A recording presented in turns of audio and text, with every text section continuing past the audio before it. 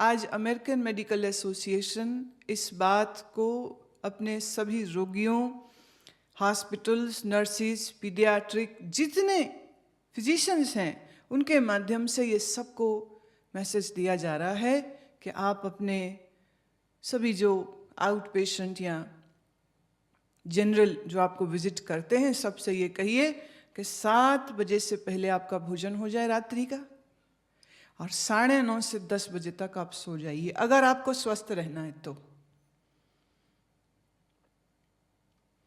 Sleeping in early hours and taking an early supper is just like getting your insurance of your health. Why? When you sleep for right duration, your endocrinal system will function well, your circulatory system will work well, your cardiovascular system will work well, your muscular system will work well. कोई जख्म, कोई चोट लग जाए, उसकी जितनी healing है वो नींद में होती। नींद का जो भौतिक अर्थ है उसका सीधा सीधा अर्थ है विश्राम। नींद क्या मतलब? विश्राम। आप रात बिस्तर में सोए और नींद ना आए मतलब आपको विश्राम नहीं मिला, तो सुबह बोझल है, ऊर्जा नहीं, ताकत नहीं, चिड़चिड़ा हो जाता है इंसान। सबसे बड़ा जो दोष आता है वह है आपकी इम्यूनिटी सिस्टम, रोग प्रतिकारक शक्ति कम होने लग जाती, माने कीटाणुओं के हमले अधिक होंगे, इन्फेक्शियस डिजीजेस ज्यादा होंगी, तो डॉक्टरों के चक्कर तुम्हारे लगते रहेंगे।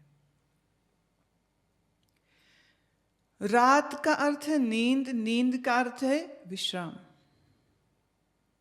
अब जिसके मन में चिंताएं हैं वह आदमी नींद में तो जाता है, पर नींद में जाकर के भी वो गहरी नींद नहीं लेता, उसके सपने चलते रहते। अब सपनों में भी उसी तरह उत्तेजना, पीड़ा का बोध करता है जैसे वो जागृत काल के व्यवहार में करता है। आपके मन में कोई उत्तेजना है, किसी चीज़ की इंतज़ार है, आपका कोई संबंधी रोगी है, आप चिंतित हैं, तो रात सपने में भी आप डॉक्टर, हॉस्पिटल, नर्स, शमशान यही सब देखते। अब नींद तो हो रही पर विश्राम नहीं हो रहा। इस श्लोक का मोटा अर्थ जो किया जाता है आमतौर पर, जो इस आपके हाथ में पकड़ी हुई पुस्तकों में भी किया हुआ है, कि जिस रात्रि में जीव सोते हैं योगी जगता है।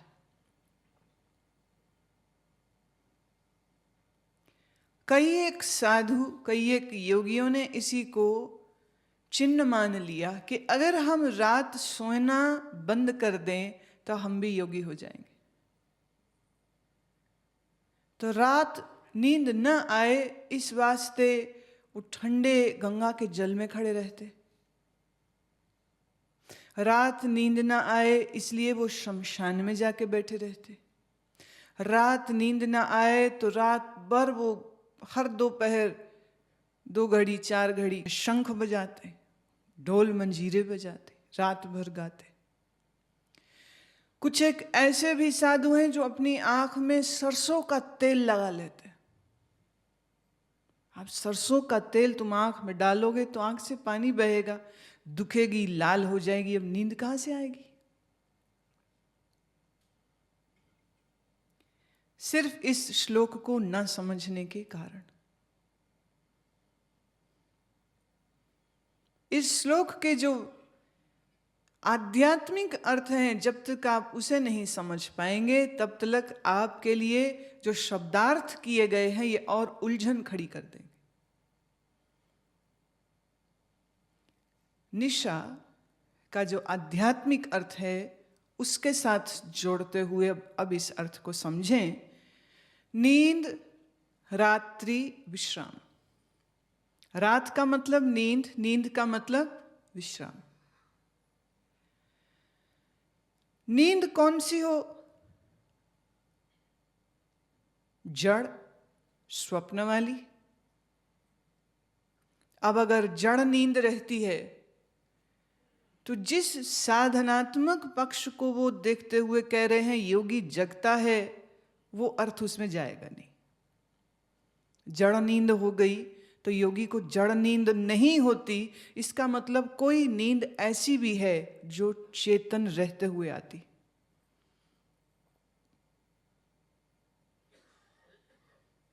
जीवों की अगर हम गहन सुषुप्ति को देखें तो गहन सुषुप्ति जड़ता का चिन्ह है। A person who is in a sound sleep seems like more like a dead person or more like inert person, not moving, no facial changes and no rapid eye movement happening in the eyes also.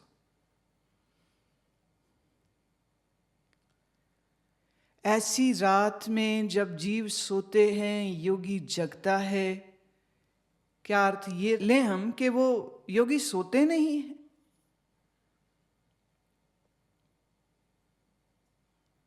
शरीर को अगर भूख लगती है, प्यास लगती है, तो यह नियम ज्ञानी हो कि अज्ञानी हो सबके ऊपर लागू है। जागृत, स्वप्न, सुषुप्ति ये सभी जीवों की अवस्थाएं हैं। जीव ब्रह्मवेत्ता हो कि वह जीव अज्ञानी हो, तीन ही अवस्थाएं हैं सबके ऊपर।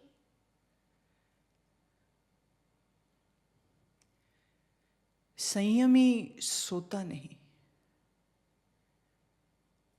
सोना माने जड़ता। जड़ता के साथ आई हुई जो नींद है वो सब जीवों को सताती है, पर योगी को नहीं सताती। दुनिया में तमाम तरह के संप्रदाय के लोग यह बात सिद्ध करना चाह रहे होते हैं कि उनके गुरु या संत जो है वो रात भर जग के सिमरन करते हैं, साधना करते, वो तो सोते ही नहीं।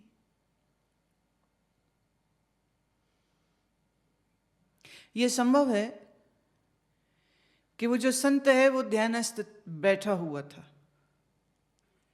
तो भक्त जो थे आसपास उनकी सेवा में, उन्होंने देखा कि अभी भी ध्यान में है। रात हो और जिसे करने को कुछ ना हो उसे जल्दी ही आलस और नींद आ जाएगी। तो ऐसा हुआ होगा कि संत अभी भी जगह है, ध्यान में है, और उसके चेले जो आसपास थे वो थोड़े थोड़े अब खाली बैठे हैं, तो आलस में, तो नींद में चले गए, वो सो गए। और बहुत संभव है कि कुछ समय बाद वो संत भी लेट गए। जिसे नींद की मात्रा और गुण का ज्ञान हो वो उतनी ही मात्रा में उसको भोगेगा और समयानुसार वो फिर जग गया। और जब तक उसके भक्त जगे, वो जगा है, तो भक्तों ने क्या देखा? रात जब वो सोने की ओर बढ़े थे तो वो बैठे हुए थे, जब वो उठे तो भी वो बैठे हुए थे। तो इससे निष्कर्ष निकाल दिया उन्होंने कि संत सारी रात जगते, और जो सो जाए वो संत नहीं। कई बार कई चेलों ने अपने गुरुओं का परीक्षण इसी नियम के तहत किया कि अगर ये रात में सोते हैं तो संत नहीं है, अगर जगते हैं तो संत है। और जरा हालत सोच के देखिए उन गुरुओं की जिन्हें यह साबित करने के लिए कि वो रात भर सोते नहीं और उन्हें जगना पड़ा, और वो जगे, उन बेचारों की हालत देखो कैसी हुई होगी। Just to prove a point that they don't sleep. Because if they sleep, then they are not a yogi. And Gita is saying that when people are asleep in the night time, the yogi is awake. How is it possible? Now let's understand it logically. Sleep means relaxation. Yes or no?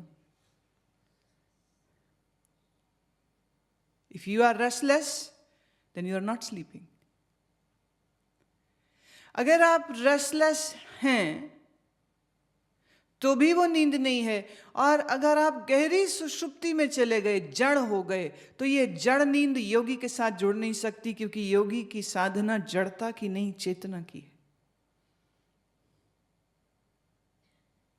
तो इसका मतलब एक नींद ऐसी भी है जिसमें तुम बेहोश नहीं होते, जिसमें तुम जागते रहते हो, और नींद शरीर के ऊपर घटित होती है और तुम नींद के घटने को भी जानते हो।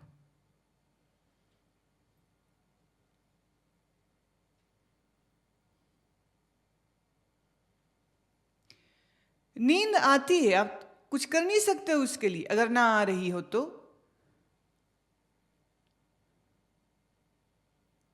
Unconscious system.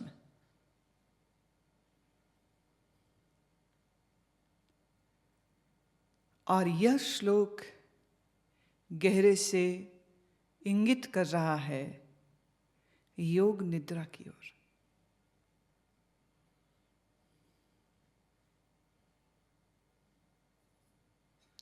नींद की रिलैक्सेशन, नींद का विश्राम पूरा है और तुम जाग भी पूरे रहे हो।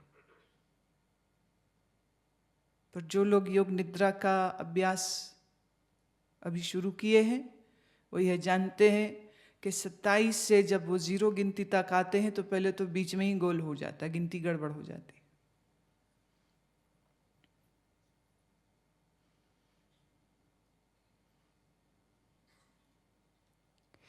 शुरुआत में 27 से पीछे लौटते हैं, फिर इसी का गहरा रूप हो जाएगा जिसमें हम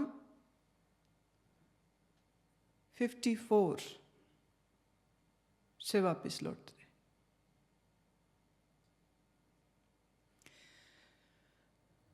54 54 श्वासें नाभि को देखते हुए, 54 श्वासें छाती को देखते हुए, और इसका जो तीसरा और गहरा भाग है जो अभी आपको नहीं कराया गया, और वो है कंठ को देखते हुए 54 श्वास की उल्टी गिनती। तो ये पीरियड कम से कम 2 घंटे तक चला जाएगा।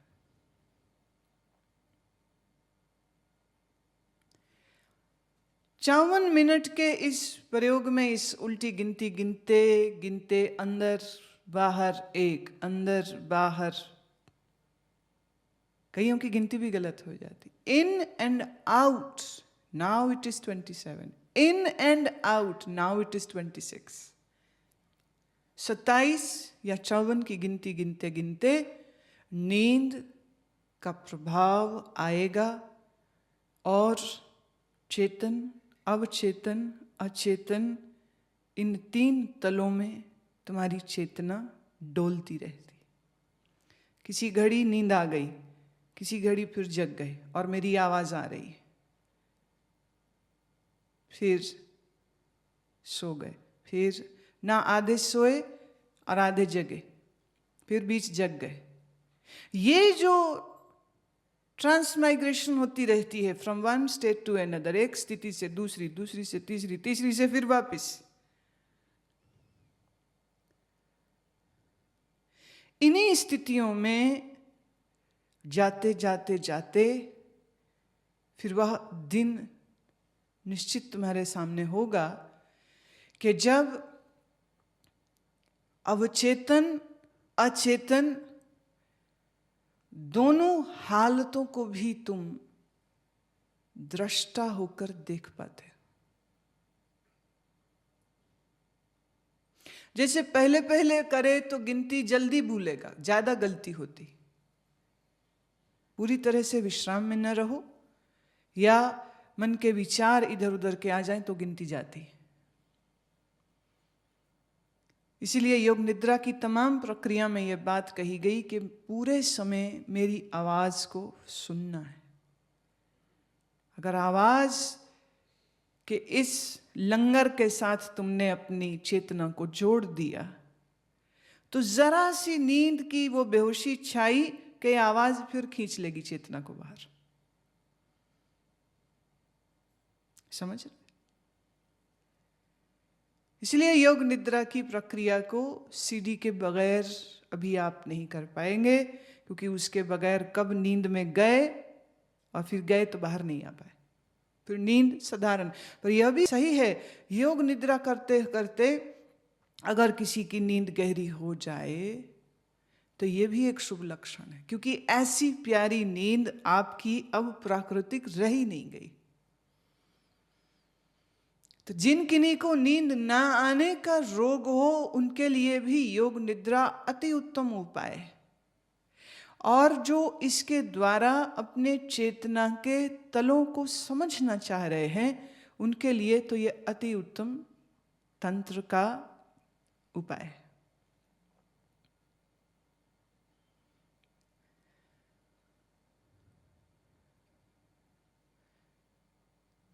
योगी अपने शरीर को सोते हुए देखता है, तो इसका अर्थ यह निकला कि योगी का शरीर नहीं सोता। ना ना, शरीर तो सोता है, लेकिन उसके इस सोने में भी उसका जागरण भली प्रकार चलता रहता है। इसलिए वो सोया भी है पर सो के भी नहीं सोया। योग निद्रा का अभ्यास जिनका परिपक्व हो जाएगा, उनके लिए 2 घंटे की योग निद्रा 8 घंटे की गहरी नींद से भी ज्यादा लाभदायक हो जाएगा।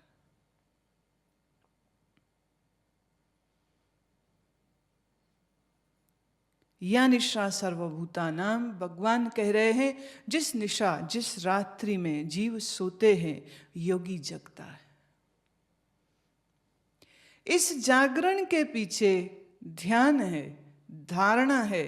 इस जागरण के पीछे सांख्य योग है। इस जागरण के पीछे योगी की साक्षी भाव की साधना। और इसी साक्षी भाव में देह सोई, और इसी साक्षी भाव में देह जगी, और नींद में जाने और नींद से बाहर आने की स्थिति को वो भली भांति से जानता है। अब कोई आदमी, फिर कह दूं, ये बहुत खतरनाक बातें हैं जो मैं बोल रही हूं, और कोई भी मूड इसका दुरुपयोग कर सकता है। मैं पहले कह दूं कि वो सो रहा हो और उसे पूछे, भाई तू सो क्यों रहा है? अरे हम तो योग निद्रा कर रहे थे। ऐसे मूडों की कोई कमी नहीं है। पर एक बात इस विषय में मैं थोड़ा और जोड़ना चाहती हूँ। कई लोगों को खराटे लेने की रोग है। खराटे भी एक रोग है। It's a disease and you can be killed by this snoring. Snoring is not something very natural. It is something which can be fatal.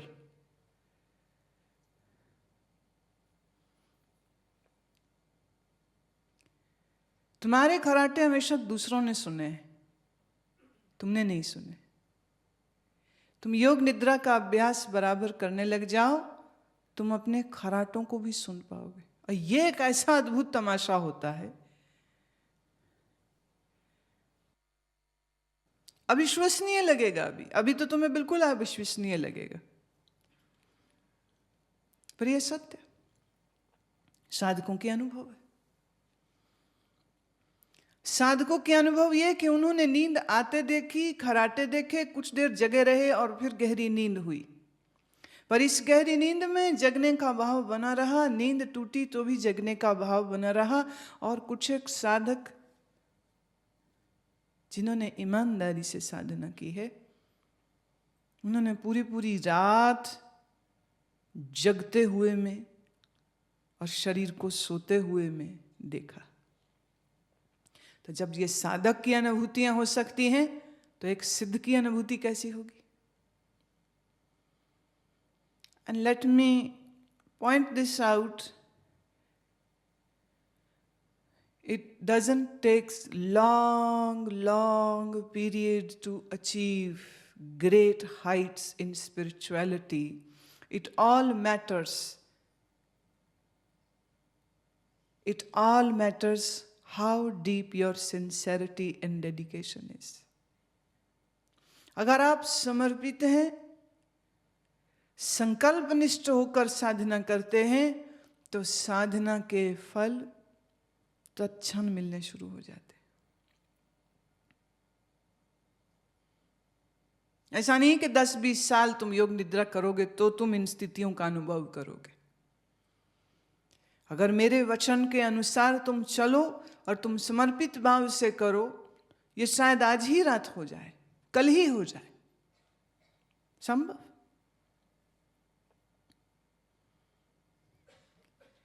जिसने नींद की बेहोशी को साक्षी भाव से देख लिया, जानिए उसके पास अब राम बाण है कि अब वो मृत्यु की बेहोशी को भी देख पाएगा।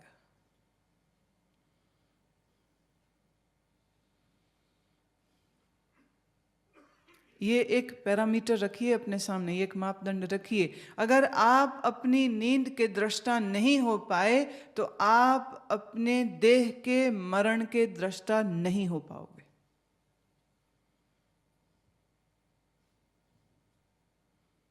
और जो अपने देह के मरण का दृष्टा नहीं हो पाया, निश्चित जानिए कि उसका कर्म बंधन खड़ा है और वो फिर दोबारा जन्म लेगा। कब तक? जब तक वो इस लिबरेशन को, इस आजादी को वो प्राप्त ना हो जाए। The secret of life and death have to be decoded when you are alive.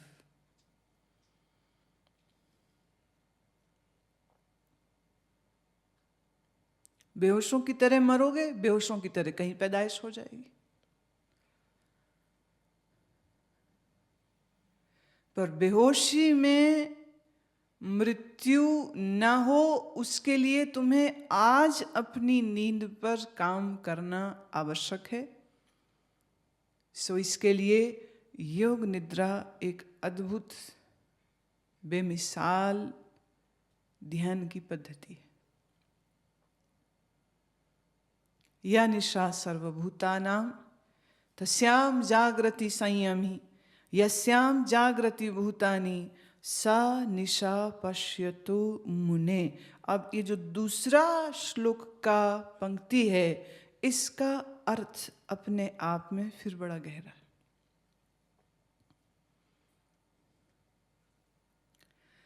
यस्याम जागृति भूतानि, जिस जागृत काल में सभी जीव अपना व्यवहार करते हैं। जीवों का व्यवहार क्या है? पिछले श्लोकों में श्री कृष्ण कह चुके हैं।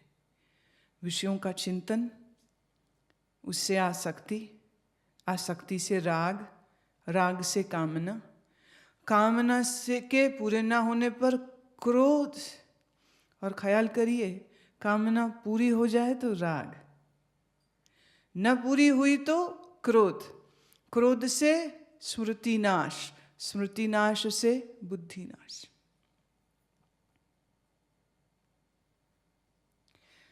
और क्या यही व्यवहार एक सांसारिक प्राणी का नहीं होता है?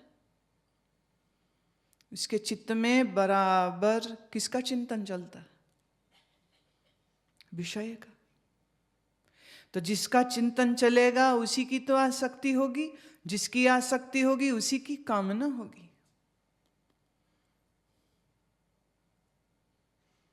जिसे संसार के जीव दिन मानते हैं, वो योगी के लिए रात होती है।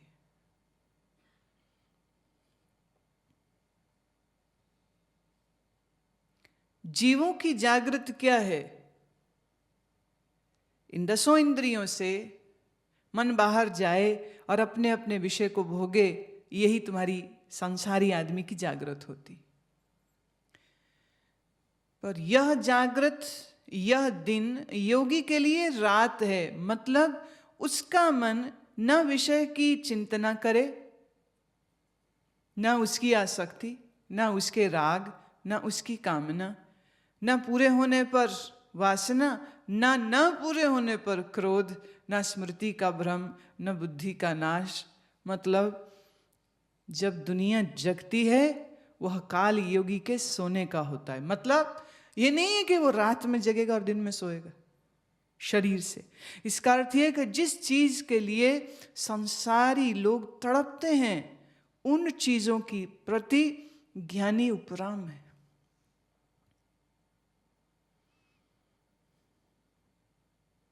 उपरा में।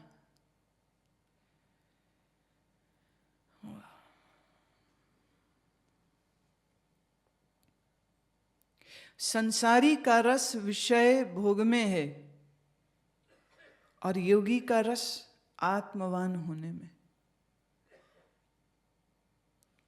संसारी को बढ़िया खाने को, पीने को, देखने को मिल जाए, वो कहते हैं मजा आ गया।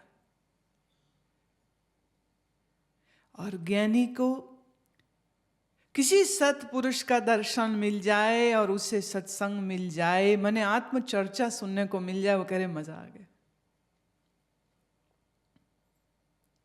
साधक को, साधु को ब्रह्मविद पुरुष के सानिध्य में बैठ ध्यानस्थ होने का अवसर मिल जाए, वो कहता मजा आ गया। लेकिन संसारी को विषय भोग करने को मिल जाए, वो कहता मजा आ गया। मजा तो मजा ही है, पर आपकी व्याख्या क्या होगी ये आपके ऊपर निर्भर।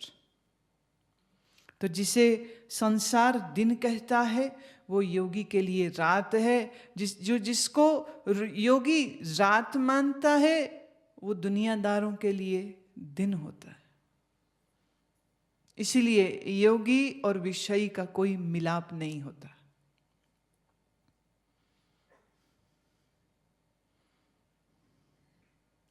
इसलिए मैं यह भी कह सकती हूं कि एक योगी और एक राजनेता का कोई मिलाप नहीं होता है। और मैं यह भी कह सकती हूं कि एक योगी और एक प्रमादी इंसान का कोई रिश्ता नहीं हो सकता, संभव नहीं। कबीर का वचन है, तेरा मेरा मनुआ कैसे एक होई रे, मैं कहता हूं जागत रहियो, तू कहता है सोई रे। तेरी मेरी दोस्ती हो नहीं सकती। आपूर्यमान मचलम प्रतिष्ठम समुद्रमाप प्रविश्यन्ति यद्वत् तदत्कामयं प्रविश्यन्ति सर्वे, सा शान्तिमाप्नोति न कामकामी। आपूर्यमान मचलम प्रतिष्ठम। आपूर्यमान का अर्थ है जो सब ओर से पुष्ट है। उस सागर में नदियां आके गिरे, सरिताएं आके गिरे, समुद्र को क्या हर्ष है उसमें।